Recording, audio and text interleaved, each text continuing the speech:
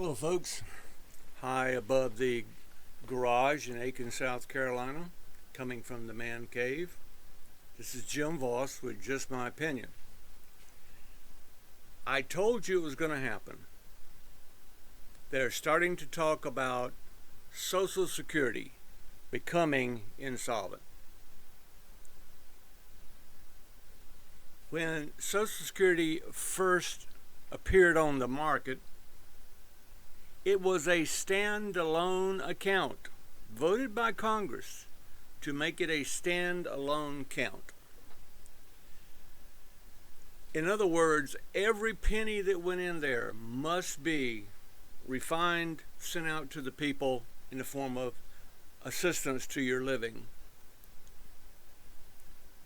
Then they needed money for social programs that they couldn't afford, money for student loans, money for wars, the things that they couldn't afford. So they changed the law, of course, and they did it like this. If they promised to pay it back, think about that. Congress promising anything. If they promised to pay it back, they could borrow money. I call it stealing money, but borrowing money out of Social Security. To this date, Congress has robbed Social Security, my money, your money, Grandma's future money, our kids' future money, to the tune of $2.85 with a T trillion dollars. Say that again. $2.85 trillion. I can't imagine 1 million stacked up anywhere, or even a much less a billion, but $1 trillion. Let me give you a hint. If a jet aircraft were to have this giant spool of $1 bills taped to the tail end, and he were to start flying in the atmosphere towards the sun, he would fly almost to the sun at the speed of sound before he could spend $1 trillion.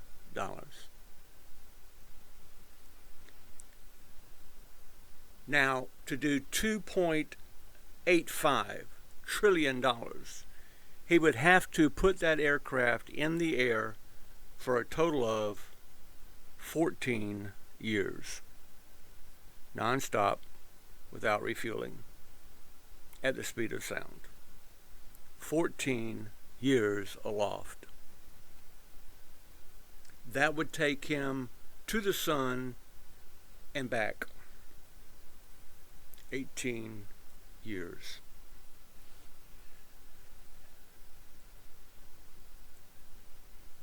Politicians do not care where they get their money for these outrageous programs. And they take it lying all the way because they have no intention of ever paying it back. They don't care if Grandma dies due to lack of money for her medicine. They don't care if Grandpa dies because he doesn't have money to eat well or to eat at all. They don't care if they can't pay the rent. They don't care if they can't pay the power bill. And they allow Big Pharma to constantly increase the cost of our drugs that keep them out of pain. And now they have to decide whether or not they want to eat or stay out of pain. Side note, why would you contract 80% of your drugs? Why would you contract out to your worst enemy? China produces 80% of our drugs that we use. We don't have any pharmaceutical companies here. We don't have anybody who needs a good job. We don't need anybody in the lab. We can't pay doctors. What is it? I'll tell you what it is. When China sends a product out of China, it does not have to meet FDA standards for the United States, only for China. How about that? So you don't really know what you're getting. Their quality control in China is far below the FDA standards here. But let's get back on track. They loaned out $600 million out of Social Security to student loans. Oh, hallelujah. The government's going to pay for my education. 37% are paying back their student loans. And now, generous Mr. Biden, maybe your president, he's not mine, has decided that he wants to forgive student debt, which is now somewhere around $1 trillion, I believe. So we tack on another one. Remember that airplane? Remember that airplane? Think about the national debt of $31.3 trillion right now. That plane would have to stay up 210 years to repay that money. Now, think about this, $2.85 trillion. If that money were paid back to Social Security today, we would be solvent until 2040. Excuse me? 2040. That's not even counting the money that we're going to take in from now for the next 17 years to 2040. That would probably carry us to 2050. How does this happen? Is nobody working quality control? Is nobody vetting, not the person, but is no one vetting the bill? They put that bill where they want, let's just say they want to borrow $200 million for a social program of some sort. We're going to study animal husbandry or whatever.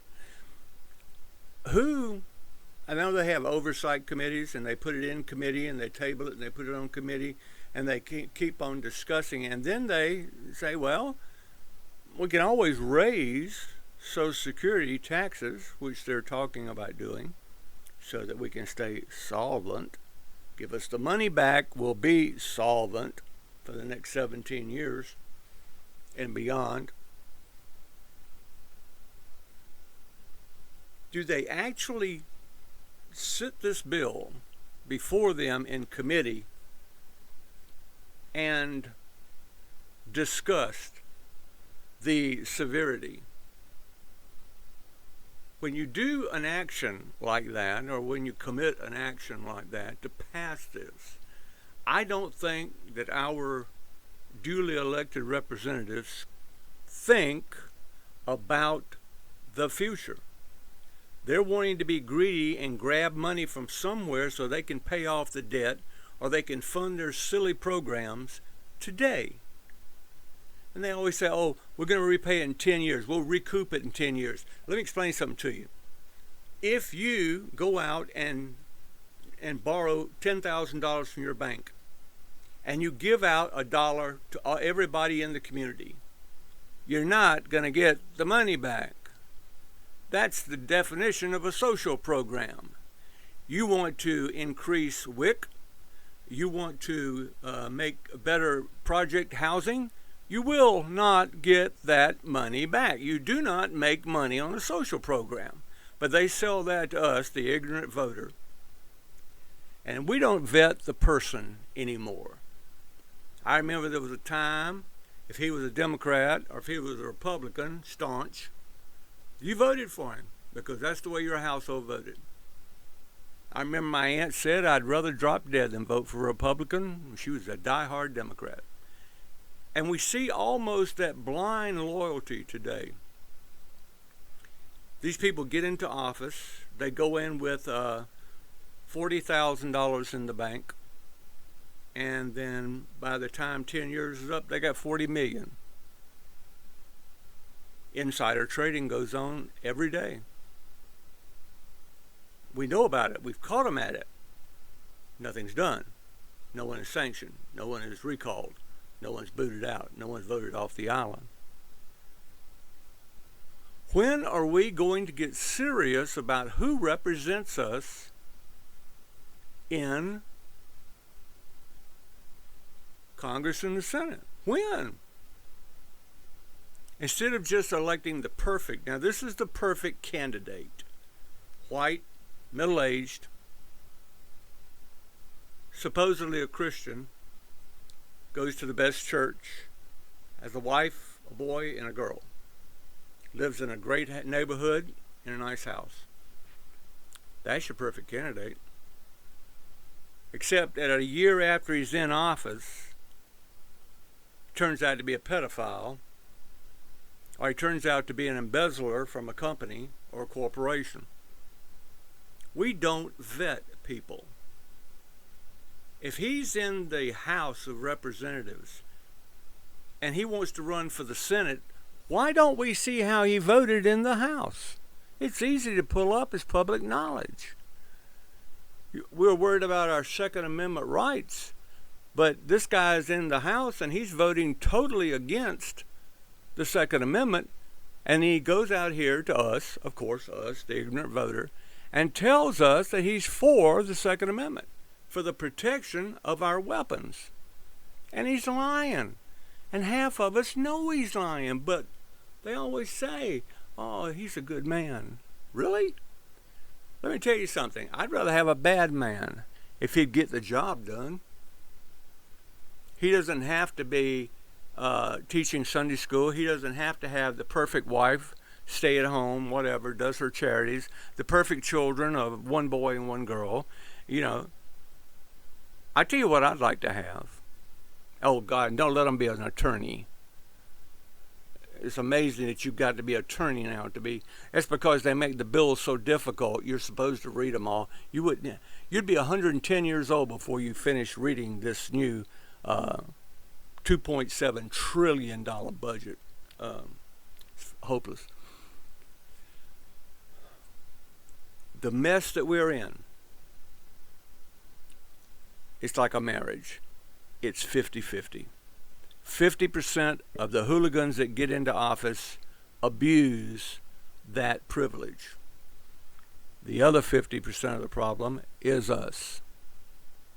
Never in America will we ever have to worry about losing our rights, our freedoms, our liberties. Bull. It's happening day by day by day. The coup, which I called last year, the coup did not turn out the way I thought it would turn out. I thought that they would come after us with military might. I thought that they would come after us financially. I thought that they would come at us politically. But they didn't. They used their number one weapon, the media. I remember that I had grandparents that said, if it's in the newspaper, it's got to be the truth. Well, now the newspaper now is as most leftist as you can get, because they got to keep those corporate sponsors, which are also have been awakened by woke. They took away our will to fight. They took away our will to raise Cain because we're sitting on the sidelines of the parade and we're watching our liberties and our freedoms just go away. And there is no end to the parade. They just keep going off into the Never Never Land. And we still allow it to happen every day. Remember when Krusty the Clown got into office? You remember what he created? Communications czar, to study what you were saying to see if it was correct by government standards. Hitler had one of those too, you know. And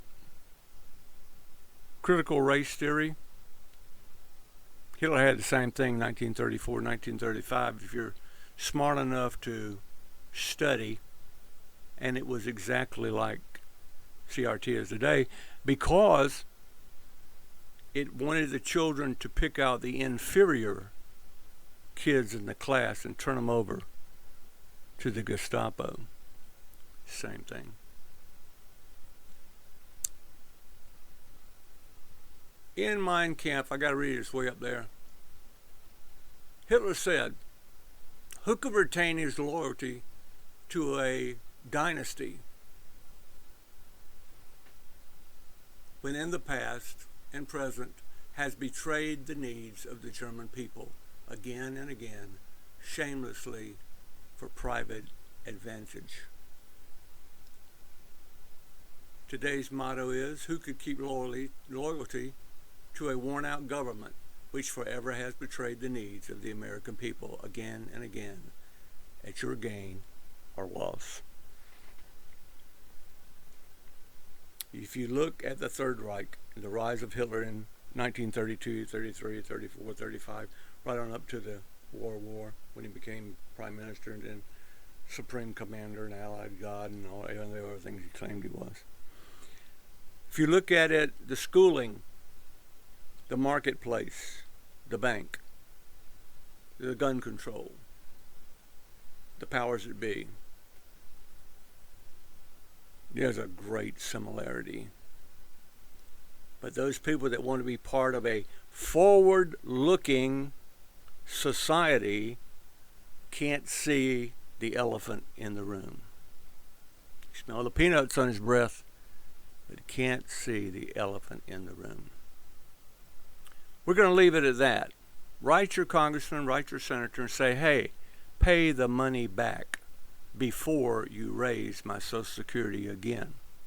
This is Jim Voss, high above the garage in Aiken, South Carolina, on a nice steamy Tuesday night. Got real warm today. We got to get back to basics. We got to get back to where we were when we actually paid attention to politics. I don't have many followers and I don't have many listeners simply because I could go on YouTube and burn up a car or wreck a car or jump off a trampoline into a pool and I can get 1 million viewers. But I go on and tell the truth after doing long research. And nobody reads. Everybody likes them, no comments. If you would make a comment, good or bad, haven't had any bad ones yet, and press the subscribe button so that you can know when I do another podcast, which will probably be in a couple of days. Once again, high above the garage, in the man cave. Have a nice evening. Thank you.